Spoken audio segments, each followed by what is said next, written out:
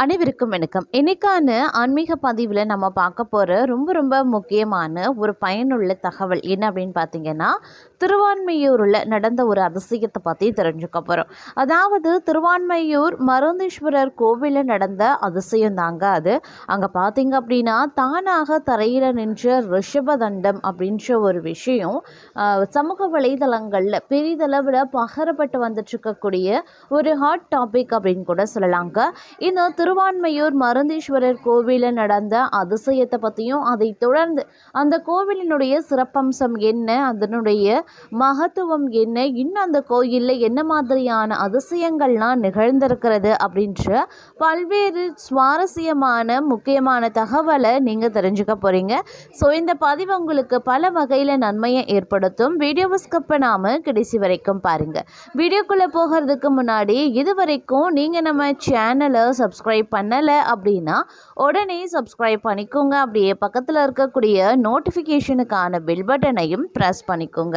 சரி நேர்களே, வாங்க வீடியோக்குள்ளே போகலாம். சென்னை திருவான்மையூரில் வங்காள விரிகுடா கடற்கரையை ஒட்டி அமைந்திருக்கக்கூடிய கோயில் தாங்க மருந்தீஸ்வரர் கோவில். இங்கே இருக்கக்கூடிய சிவன் சுயம்புவாக உருவானவர். இந்த சுயம்பு லிங்கம் பிரதிஷ்டை செய்யப்படுவதற்கு முன்பு காமதேனு அப்படின்ற தேவலோகத்து பசு தினமும் பால் சொரிந்து வழிபட்டதால இவருக்கு பால்வண்ணநாதர் அப்படிங்கிற திருநாமமும் இருக்கான். வால்மீகி முனிவர் தவம் இருந்த இடம் அப்படிங்கிறதுனால இந்த இடம் அவர் பெயராலேயே திருவான்மையூர் அப்படின்னு அழைக்கப்படுது. 275 பாடல் பெற்ற சிவஸ்தலங்களில் ஒன்றான இந்த மருந்தீஸ்வரர் கோயிலில் 7வது நூற்றாண்டில் அப்பர் பெருமானும் திருஞான சம்பந்த பெருமானும் வந்து சிவனை போற்றி பாடியும் இருக்கிறாங்க. அருணகிரிநாதரும் குசமாகி எனும் தொடங்கும் திருப்புகழ பாடி இங்கே இருக்கக்கூடிய சுப்பிரமணியரை வழிபட்டு இருக்காங்க. இந்த கோயிலில் விநாயகர், முருகனுக்கு சிறிய சன்னதிகளும் இருக்கு. இங்கே இருக்கக்கூடிய அம்பாள் திரிபுர சுந்தரி எனும் திருநாமத்தால் விளங்கப்படுகிறார். 3 காலகட்டங்களையும் கட்டுப்படுத்தும் 3 விநாயகர்களும் ஒரு சன்னதியில் இருக்காங்க. இந்த கோவிலின் முக்கியமானதொரு சிறப்பம்சமாக மூலவரின் பிரகாரத்தில் 108 சிவலிங்கங்கள் காட்சியம் தருது. இங்கே தல விருட்சம் வன்னி மரம். இந்த வன்னி மரத்துக்கருகே தான் ஸ்ரீ அகத்தியர் பெருமானுக்கு சிவனும் பார்வதியும் திருமண கூலத்தில் காட்சியளித்ததாக சொல்லப்படுது. இங்க சுவாமி அபிஷேகத்திற்கு தூய பசும்பால் மட்டுமே உபயோகப்படுத்தப்படுது. இதற்காக இங்கேயே ஒரு கோசோலை அமைக்கப்பட்டும் இருக்கிறது. இங்க 11 ஆண்டுகளுக்கு முன் திருமறைகளை பாடும் திருமுறை மண்டபம் ஒன்று அமைக்கப்பட்டிருக்கிறது.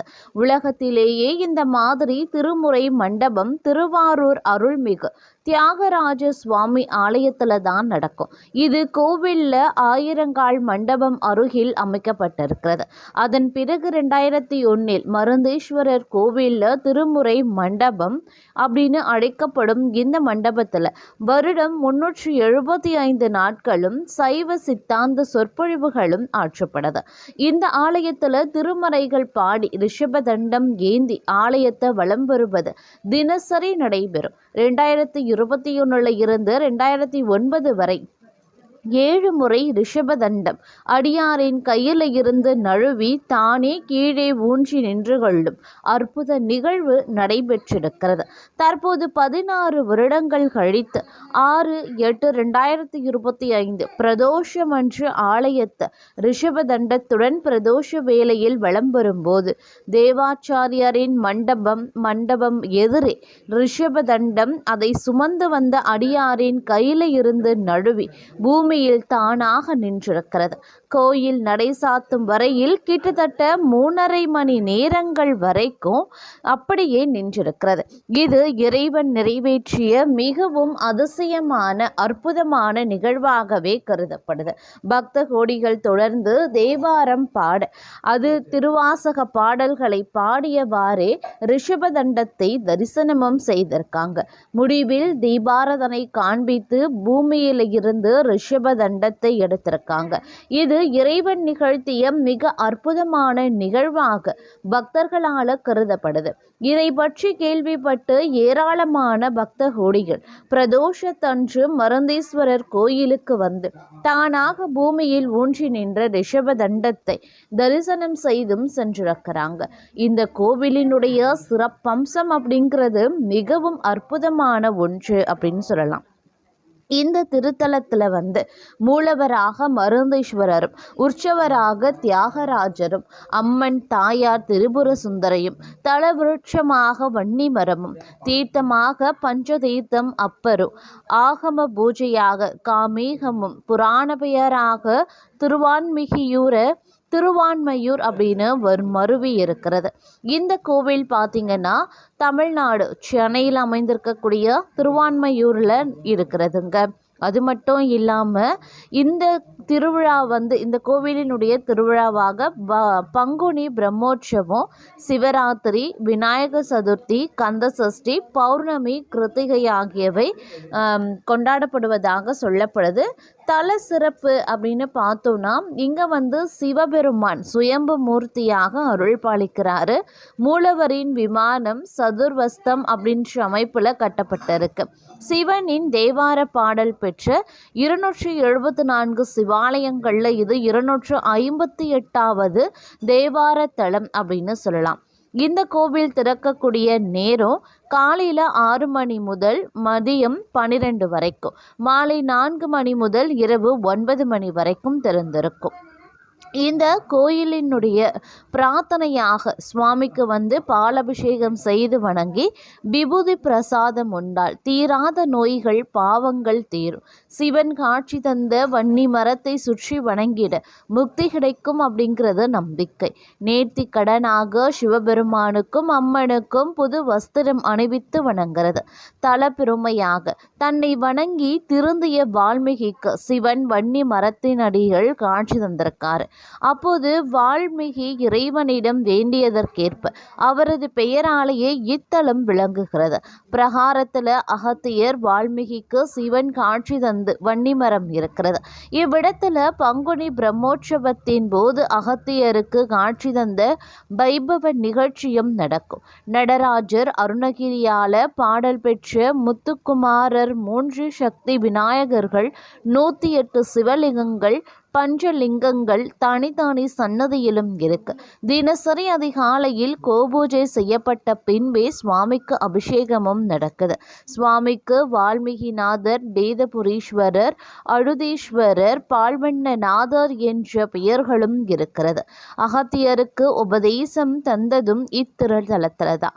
அகத்திய முனிவர் இங்கு வந்து சுவாமியை வணங்கி தவமும் செய்திருக்காரு. அவருக்கு வன்னி மரத்தடியில காட்சி தந்த சிவன் உலகில் தோன்றியிருக்கக்கூடிய நோய்களுக்கு உண்டான மருந்துகளை குறித்தும் மூலிகைகளின் தன்மைகள் குறித்தும் உபதேசம் செய்திருக்கிறார். அதனால இத்தலத்து ஈசன் மருந்தீஸ்வரர் அப்படின்னு அழைக்கப்படுகிறார். அதே மாதிரி அபய தீட்சிதர் எனும் பக்தர் ஒருவர் சுவாமியை வழிபட வந்த போது கடும் மழை பெய்ததால வெள்ளப்பெருக்கு ஏற்படவே அவரால் நீரை கடந்து சுவாமியை காண வர முடியல. அவர் சுவாமிக்கு பின்புறம் இருந்ததால் சுவாமியின் முதுகு பகுதியை மட்டும்தான் தரிசிக்க முடிந்தது. வருத்தம் கொண்ட அவர், சிவனே, உன் முகம் கண்டு தரிசனம் செய்ய அருள மாட்டாயா என வேண்டினார். அவருக்காக சிவன் மேற்கே திரும்பி காட்சி தந்தார். இதனால இங்கு சிவன் மட்டும் மேற்கு நோக்கி காட்சி தருகிறார். அம்மாள் சுவாமிக்கு பின்புறமாக தெற்கு நோக்கியும், முருகன், விநாயகர் ஆகியோர் கிழக்கு நோக்கியும் காட்சி தருகிறார்கள்.